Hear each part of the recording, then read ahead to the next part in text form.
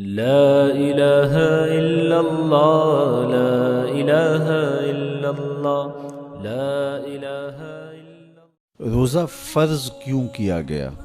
سویر سے لے کر شام تک سب کچھ ہونے کے باوصف بھوک اور پیاس میں وقت گزارنا اور میسر ہونے کے باوجود ایک گھونٹ بھی حلق سے نیچے نہ اترنے دینا، آخر اس میں کیا حکمت تھی؟ تو یہ بات اچھی طرح سے ہمیں سمجھ لینی چاہیے کہ یہ صرف کھانے پینے کو ترک کر دینا ہی نہیں ہے، بلکہ ان مقاصد جلیلہ کے حصول کے لیے روزہ رکھا جاتا ہے جو مومن کی زندگی کا مقصود ہے۔ اور اگر کوئی شخص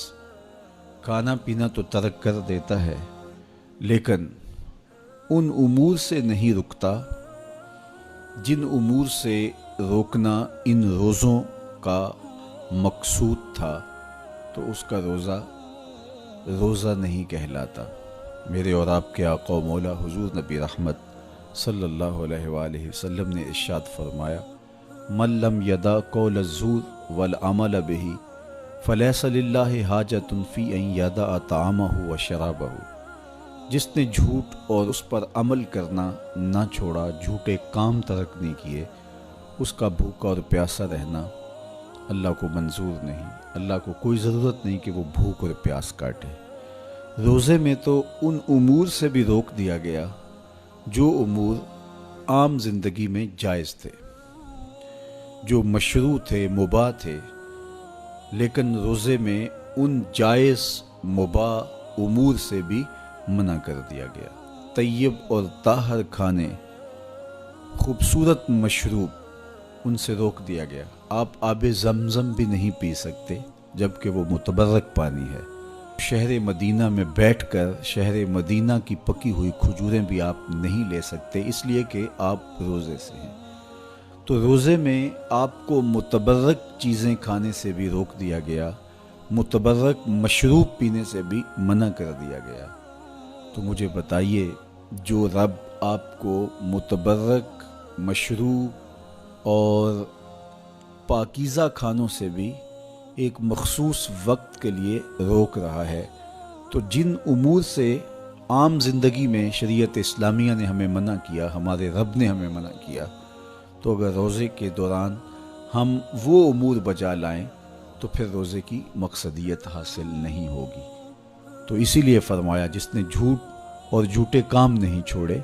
اس کے بھوکا اور پیاسا رہنے کی اللہ کو کوئی ضرورت نہیں ہے۔ تو وہ یہ چاہتا ہے کہ میرے بندے ان امور سے بھی جب رک جائیں گے جن امور سے عام زندگی میں نہیں روکا گیا، تو وہ لازمی طور پہ ان امور سے رکنے کی کوشش کریں گے جن امور سے اسے منع کیا گیا ہے۔ تو جب یہ چیز انسان کا فہم، انسان کی عقل اور انسان کی خرد طے کرتی ہے، تو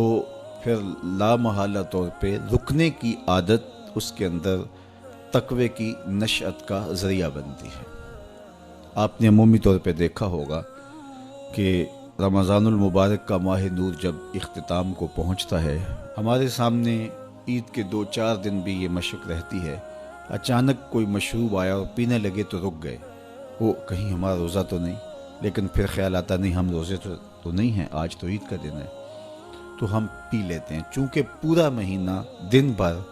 ہم مشروبات سے رکے رہے اور آج بھی دن کے اجالے میں ہمیں پانی دیا گیا تو ایک دم ہمیں جھجک پیدا ہوئی، لیکن پھر ہمیں یاد آیا کہ اب روزے بیت گئے ہیں اور میں روزے سے نہیں ہوں۔ تو جو چیز جائز اور مشروع تھی، ایک وقت کے لیے اس چیز سے بھی ہم رکے تو ہماری طبیعت کے اندر یہ ملکہ پیدا ہو گیا کہ ہم اس سے رکنے کا مزاج پیدا کر لیتے ہیں۔ تو اگر ہم ان امور سے رک جاتے ہیں جن کو شریعت اسلامیہ نے منع کیا ہوا ہے، تو پھر دوبارہ جب اس کو کرنے لگتے ہیں تو پھر ہمارا ہاتھ بھی رکے گا،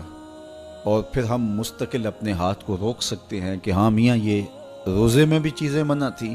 اور روزے کے بعد بھی یہ چیزیں ہمارے اوپر منع ہیں۔ تو ایک ملکہ پیدا ہو جائے گا ان امور منہیات سے رکنے کا، ان سے باز رہنے کا۔ تو گویا